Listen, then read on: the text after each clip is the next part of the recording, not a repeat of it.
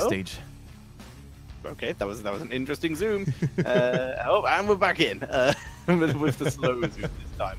Next map, it's going to be Battlefield of Eternity, chosen by the A team. Chosen by the A team, indeed. Let's see what teams are going to bring out here. I wouldn't mind to see a Luduful Genji, but he hasn't played any Genji in this phase up to this point. Nope, it's been banned pretty much every time, so maybe this will be the time. Maybe Nova will take the ban priority, but on this map, there's Nova doesn't exactly give race potential, so I do not think we will see it. Instead, it's an Alarak ban by CE. Yeah, the thing is, A-Team, they picked Alarak before, and they did considerably well with it, and Alarak is one of those uncomfortable heroes, because you never know what you're going to get. It's like a box of chocolates, sometimes it's going to swap you into the stunts of that Immortal, sometimes he's going to be able to catch you off guard as well, so reminding this uncomfortable opponent to play against is definitely not a wrong choice. And Genji, Yay. Lethal Genji becomes a thing once more. Hoorah! That is pretty amazing. All right, so Lethal is back on that golden Genji. He always likes to represent that beautiful skin. And already the A-Team, they need a counter. They need a counter to that Genji to keep him in check. In the past, it used to be a Nubrek that was sometimes picked, with that Cocoon, especially when Dragon Blade was more of a go-to choice instead of the X-Strike. These days, we haven't seen a single Anubrek, though. Korea likes to play him a lot. They played him in the mid-season brawl as well. But China, not so much. Instead, we're going to be sticking with Jaina and Diablo starting up very quickly from the A-Team, giving themselves some dive potential immediately to try and lock down Genji, and some good damage over time, some good burst damage for the Immortal, some good poke, and of course something with potential for an Ice Block to protect against Genji once the later game comes around. Yeah, but that's actually been one of the weak points, right? One of the Achilles heels of many Jaina players, right? Not getting the Ice Block in time, and by the time they got it, eventually the game had already snowballed out of control. So, Hanzo, good racing potential, for sure. And Muradin. I mean, the way the CE are picking here, it's starting to make me think that Nova was 100% serious and legit. Because they are picking super serious and legit in this game, which means they respect their opponents. Definitely true. All right, so the Shimada Bros have been reunited finally. And what can they do? Now, in terms of racing potential, Jaina is probably one of the better mages to choose for this job. Now, there are a couple, like Lunara, for example. I would really like to see a Lunara at some point. She's been picked in other regions, especially in BOE now with the Nature's Culling at level 4. You can have some significant damage, but China, not really on the Bambi train just yet. Not yet, no. They were a very long time ago as well, but recently not been so popular. Mm-hmm. But what are we going to see as the ban? Going to be a Teriel ban. Interesting. I don't think CE would have picked the Teriel because usually it has been Juyu who either played it or Wind. But Wind is certainly going to be in that merge, and I don't think KTY is the new main melee flex has ever played Teriel much. So I don't know. I will find out now. Yeah, I don't understand. Maybe they're trying to go for Lunara after all, and Teriel would have been a good counter because of that strong AoE shielding. An excellent fairy. Excellent fairy indeed.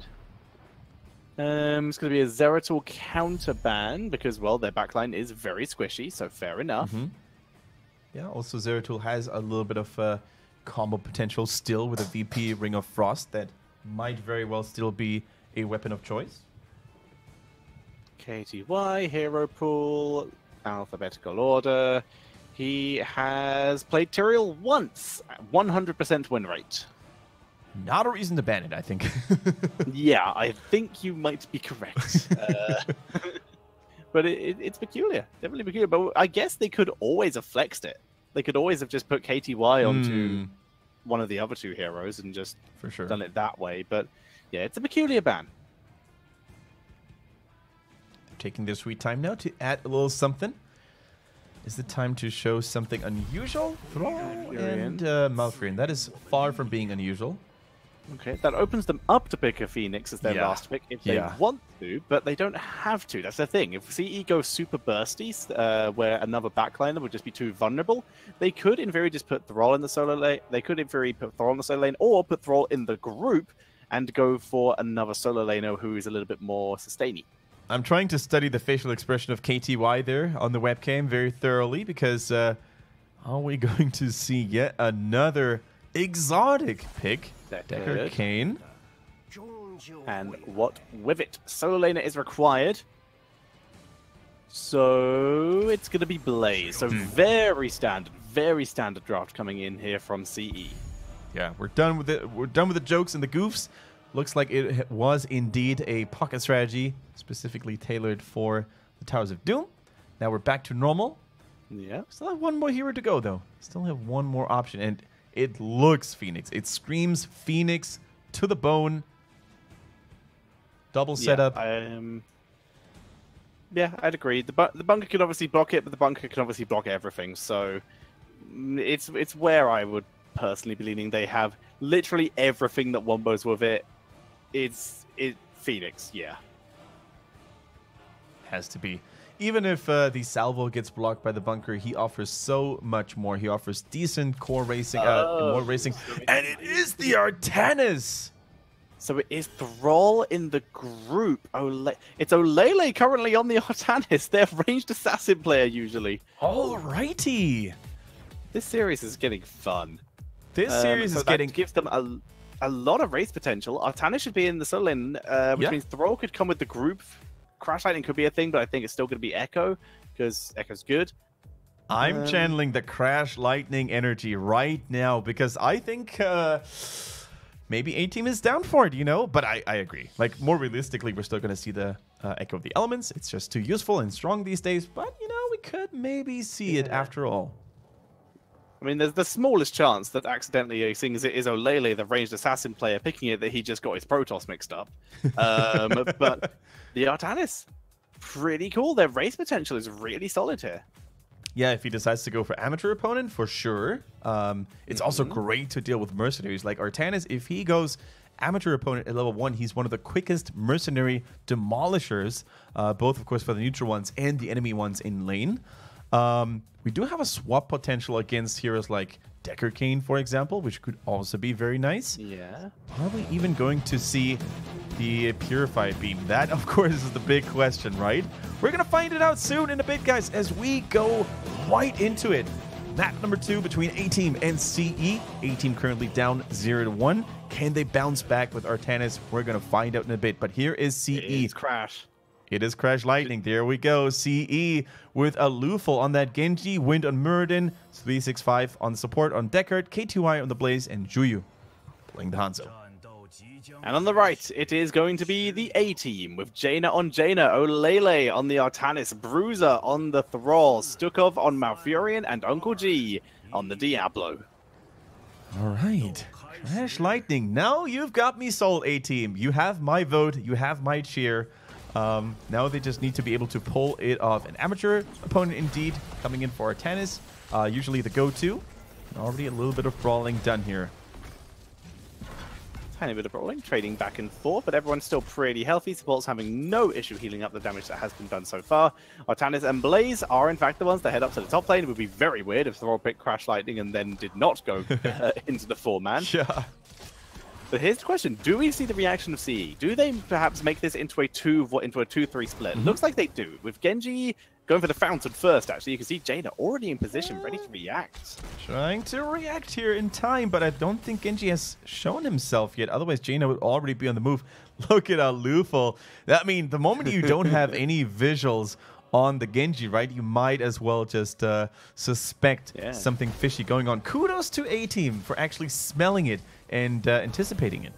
Even more kudos to Lufel, though, for not going in. He had no vision on Jaina for a really long time. And in fact, they didn't go in, instead sending Wind into that area to see if there was a Jaina hanging around. It forced a rotation from Diablo, but it allowed Lufel to see that there was danger and to not take the risk.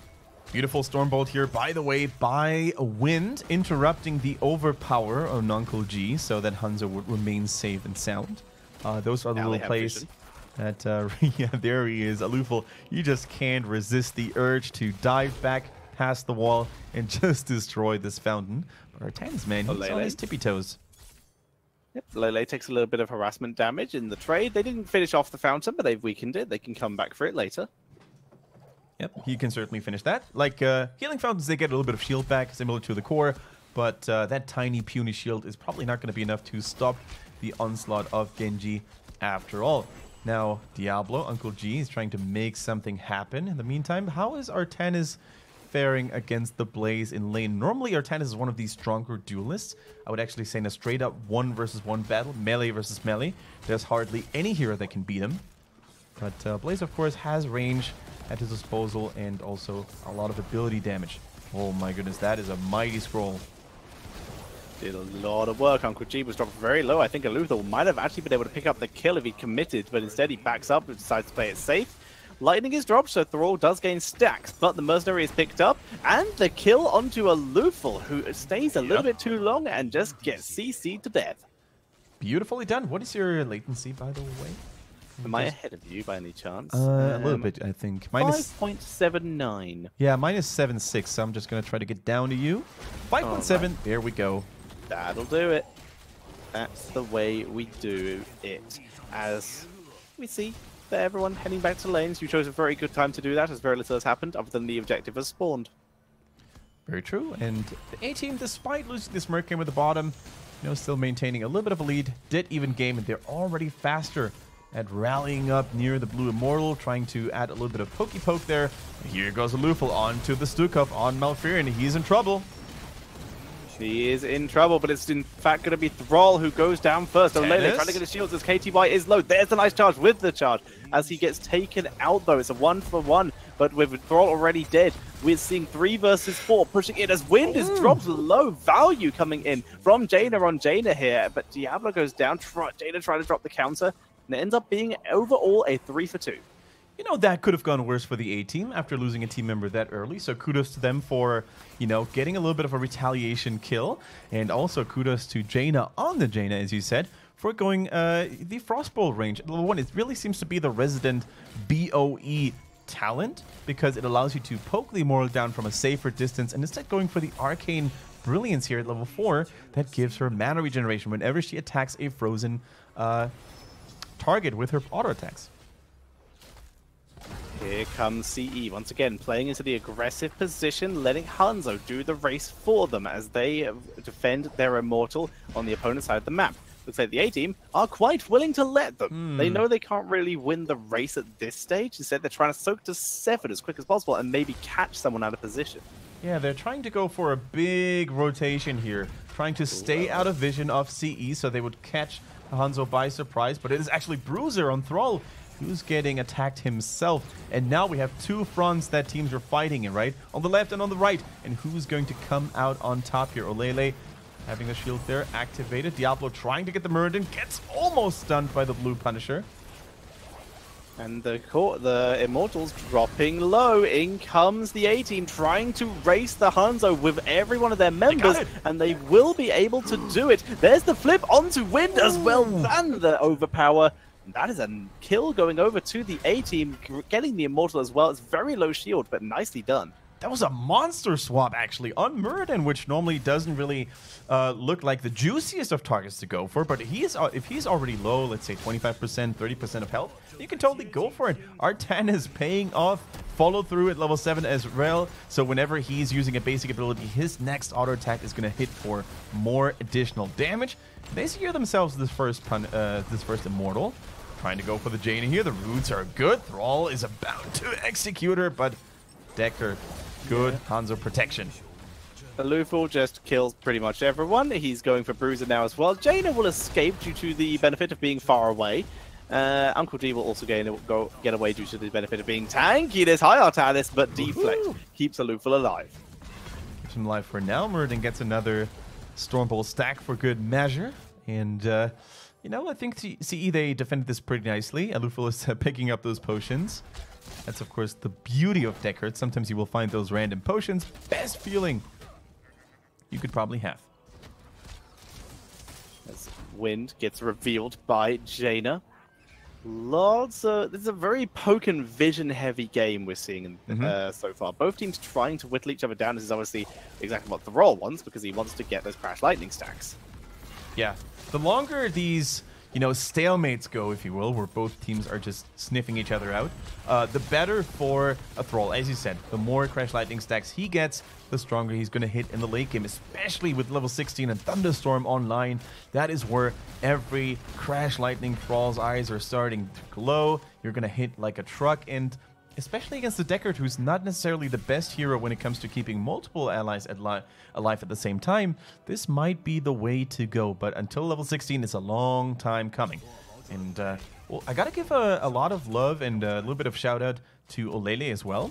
He's been kind of a player that I was always a little skeptical of, but on that Artanis, he hasn't actually died a lot. He's landed a couple of nice swaps there as well. I think this pick suits him quite nicely up to this point. Yeah, it's working very well for him at the moment. I'm kind of digging it. But they're still level behind at this point, and or half level behind at this point. As such, CE hit their level 10s and are moving in to try and get something out of it. It's a Lornado coming in here. Everything else, the extra, other than maybe X-Strike, is less than noteworthy. Yeah, it seems to be a 365 special for CE. I think he's the only Decker Kane who has picked Lornado twice in one day already, but why not? You can bounce, you can knock people back into stunning zones by your own Immortal. And look at Zuyu, by the way, doing so much work. That is the Hanzo you want to have on BOE. Look at that quick rotations, though. Olele in trouble, trying to blade dash to safety, but that's not going to be enough. The blind also can save him for now. Hanzo dead, though. Muradin having to jump into the bunker. X-Strike, though, for the counter kill. That will make it a 1 for 2. But that was a cool counter kill by the A team. They just unfortunately got burst down in response. Very true. 2-for-1 trade, and still a nice lead for CE. They lost the most important PvE damage, though, in the form of Hanzo. Already they're trying to posture up. The Immortals are standing they're standing in enemy territory, though, respectively, though. So when you have a member down or even two members down, you can only do so much to invade. And instead, both teams, actually only the A team, is trying to get that mercenary camp. They do have a little bit of time. I would actually like to see how many stacks Thrall Bruiser was able to accumulate on his Crash Lightning. Maybe we're going to see the tap here sooner or later. At some point, I'm sure we will. I also keep an eye on the left of my screen to see if that does come up at all, if he actually completes it, which would be very impressive. But this is the map to do it on if you are planning to. Yeah. As Bruiser has the opportunity to get some zappies as Wind takes a nice little cheeky escape after putting some pressure on, giving Zuyu a little bit of room to start working down that Immortal even more, down to 3,800. Olele dashes out, but not getting the flip. Man, Zuyu has landed every single scatter arrow at the exact same location. So well done. You basically add the range of his Q, and that is almost yet another dead Immortal on the side of A-Team. Here goes Olele, gets hit by the Immortal. Here goes the blow onto the Hanzo. Beautiful swap. Lightning Breath a little bit late. Everyone's left. And Luful should probably just run to the Immortal. There we go. They get KTY, though. 365. Just delaying here, but we're going to see Genji. He will finish off the Immortal. He should also be able to escape, find a nice place to port. Port now. Port quicker. Okay, he might run back to base. Okay, fair enough. He should be able to escape pretty easily. He's Genji. Running works too, and 9 seconds until Blaze will be back. So I think if they group up a little bit early, oh, look at that, by the way. The full Jaina combo there, the Blizzard actually hitting Zuyu over and over again, and that was also a nice Lightning Breath. Wind even had to use the Avatar, and the whole team of CE was just on the retreat. A little bit of a salvation here for them to actually have gotten the Immortal. Otherwise, this would have been a disaster. This is definitely the best play we've seen from the A-Team all tournament, but CE are still in control. They're going to hit level 13 first. The Lornado not getting too much here. Blind comes out, trying to prevent any extra siege potential, but Zuyu was not in it. He is the main siege potential and begins immediately pinging onto Uncle G and sending scatter arrows into the backline. So many scatter shots landing on those backline heroes of the A-Team consistently. Just barely not able. And there we go, ladies and gentlemen. Crash Lightning is now online after only 11 minutes and 20 seconds. Wonderfully done. Here comes the bunker. Thrall is now going to hit like a truck, though. Yeah, they begin to... I believe that's only the first... Oh, no, that is the full stack, isn't it? It doesn't pop on the just... There's only one stack. They changed the talent a while back, so you only need 30 stacks total. and then you're going to get all the bonuses, but they decreased the damage in return.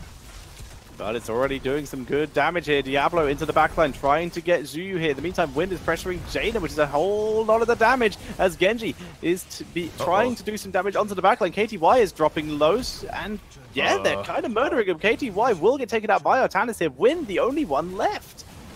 And he is going to say bye-bye as well. A full team wipe in favor of the A-team. Just like that, with a good Uncle G engage, with yet another death by Juyu on that Hanzo. I don't know what it is today, Tetra, but Juyu seems to be cursed when playing the Japanese bowmen, and they need to change something about that team fighting behavior. Let's actually take the position here by Juyu. He's getting dangerously close, and Diablo, I mean, he's just locked in that. You should really stay away from those walls. Yeah, he gets taken out, tries to leap over the wall and gets taken out instead, as he was already too low. Genji also dying to the exact same reason, getting tackled into the wall. And yeah, that was really good. Even with Jaina getting completely zoned out, the damage from Diablo and Thrall and Artanis was just too much. And CE at this point has lost too many team fights. Look at the experience.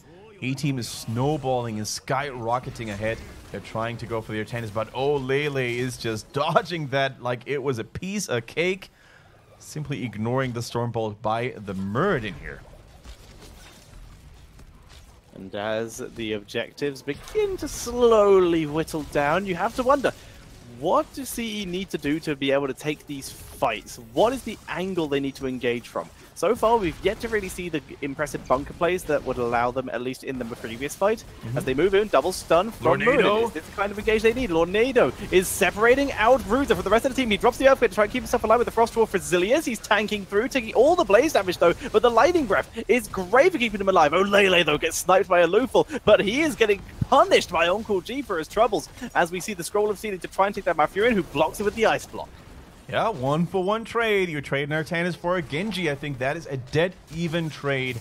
But look at the Immortal progress. That is, of course, where CE shines now. Diablo, fully stacked, gets another kill. The damage is real, and A-team is on the chase. They're looking for the Immortal, they're looking for kills, but they can't get any further. With Blaze down, they have the man advantage, of course, so now they can begin sending a single person back and let them begin working on the Immortal, unless they lose Bruiser here. The Frostwolf Resilience, though, helping him tank through, but here comes the Lornado. That will be the death of Uncle G. Nice! That is the death of Uncle G, indeed, and he lost all of his souls. He's now a tiny Diablo, much easier to deal with. And they have, of course, Zuyu still with that simple geometry build. So much PvE damage. And look at that, ladies and gentlemen. Despite not even being 16, CE is coming back into this. Wind is low. Get the bunker! Oh, bunker nearly body blocking Wind there. Very nearly a mistake, but he gets out. Absolutely amazing reaction there by KTY, saving his warrior buddy. That's how you do it. 15 to 16 and an almost full shield immortal. The question is, how much can CE do with it? Are they willing to fully commit to it? Looks like they're going to get the Malfurion, maybe? No, oh, Dragon Arrow does not land. Now with the Immortal pushing on to this fort, it's still got a very healthy shield. They might try and move in further with this. With Hanzo, he's on the way back in, but remember, no Dragon Arrow is available, as we just saw it with. Yeah, man, that Dragon's Arrow could have been so huge. It would have been able to, cause some staggered deaths on the side of A-team. But even without it, I think CE is in a commanding lead here right now when it comes to structures. They're going to take down the towers. The Immortal still has the shield and ranged attacks. They might even try to go for the keep. The Lornado is good. Flip onto 365. He's the target they want. He gets in the bunker, though. Keeps himself alive. Olele trying to wrap around, trying to finish him off, but he can't do so. Damage is not good enough with Artanis down. Jaina being forced back, nearly being caught by the Immortal stuns as Wind looks for Bruiser or Uncle G here. Uncle G going to try and find the target to blow up, to give them the counter attempt, but he can't do it. The health is too high on Wind as they turn around, and Uncle G goes down. Uncle G goes down. The Immortal at 50%, 40% of its health. Now Diablo, since he lost all his soul stones earlier, is gonna wait for a long time before he comes back. Thunderstorm and the Crash Lightning. Bruiser is trying his best, but I think that is it, Tetcher. The Lornado here for good measure. Jaina is trying the best she can to hold this, but the bunker is deflecting and absorbing all the AoE damage. And here comes CE. They're trying to nail the members down, but I think they're wasting time. They shouldn't have focused on the core too much. They're pretty low. Down goes Genji. 365 being targeted. This is a disaster, Kendrick. KTY down. 365 down. Zhuyu and Wind fleeing to the wind as the core survives on 28%. 28%, ladies and gentlemen. And that happens. That's what happens when you don't focus the core enough and you're running out of mana. So you need to make those calls early, right? Do we retreat? Do we maintain the push? But look at the A-team. They're aggressively invading. They're trying to take that mercenary camp pressure away. Still, you could argue, while it wasn't the cleanest of execution, other than a little bit of combat experience, nothing was given over to the A-team and the mercenary camp. But they can't go for return keep. Thrall is still busy defending. And I think Diablo also respawned a few moments ago. He's also going to have to collect a couple of soul stones again from the minions. But see, those are the sloppy plays that we're not used to seeing from them. This is the case, and this is not what we like to see from CE. They were so close to winning the game. They probably still can if they just march across, but it's so risky. Yeah. It's much easier for them to wait and try and take another fight. But the fact is, they can't wait too long because level 20 is now approaching for the A-team, as with those kills, they now have the XP lead. Yeah, so they're going to have to force a decision relatively soon. It's like a double-edged sword, right? If you force another team fight, 420, that is good for you because you're going to fight on even terms. However, if you lose a team fight at this stage of the game and you get wiped, for example, like you did in the past against the A-team, they're going to take your keep and end the game because we're 18, 19 minutes into the game, guys, and death timers are certainly going to be much longer. But look at that progress on the Immortal already. Here comes the swap, though, onto KTY. He drops the bunker pretty quickly, though. That's good. Immediately gets out of the bunker to put himself out of danger. Bruiser tanking through with the Frostwolf Resilience and the Earthquake. Tranquility is also really good from Stukov. As Zhuyu is struggling to get to Baron, and Lufel is taken down. Wind is being turned on, getting targeted as KTY is trying to buy some time with 365, but Diablo charging forward. Good stun by KTY to buy his team some time. Zhuyu slightly missing the scatter arrow, preventing any counter damage here. All right, evacuate and regroup. That is the most important thing for CE right now. I'm not exactly sure how Lufel managed to die there. He was too far and too far out in the open all by himself, but also a lightning speed reflex by Uncle G, who just continues to hammer down people into the wall, and nobody is safe. And the uncle knocks on the door. But yeah, they're going to have to be super careful now as well, the A-team. There is always the possibility of a backdoor if too many members show themselves next to the Immortal. There is some pretty sexy racing potential, you know, with the Hanzo and the Blaze Bunker. They can certainly backdoor the core whenever the A-team is not paying attention, and that is exactly what they're trying to do. They're doing it. Who's going to give the vision? Who sees it? Jaina's already there. She's already back. So did they gain vision with the Immortal is the main question. That's the question. If they even catch the Jaina off guard, you know, they now know. They now know because CE are not defending the Immortal. They have not shown, so they're moving in. But Genji, he showed in the middle of the map as a distraction as they able to take down Jaina. Genji is able to escape thanks to his mobility as the core is under attack. Thrall's not even teleporting back. They don't have anyone defending here. If Genji even interrupts more of these teleports, then that could be a huge boon. The bunker is down. Zhuyu is low. They have no damage, Tetcher. I don't think they can do it. 365 auto attacks on the core. KTY is still pretty healthy. Alufal arrives. 30%, 12%, 8%, 4%, and KTY and Alufal take down the core. And CE take the 2-0 and the full 3 points. That was as close as it could have been. If Alufal arrives a little later there, if they maybe destroy Blaze before he reaches the core, that could have been another wipe and another defense. And I think then the Immortal would have finished the game. But I want to highlight here, Thrall took so long to teleport back. I do get the confusion and the mayhem in a situation like that, but it's better to follow your team and defend so you guys stay together rather than trying to maybe, you know, follow the Immortal. But I think Thrall was such a crucial member to defend here. The roots, the Earthquake, everything was needed there to stall out CE from finishing the core. I just want to say, really clutch idea by Alufal to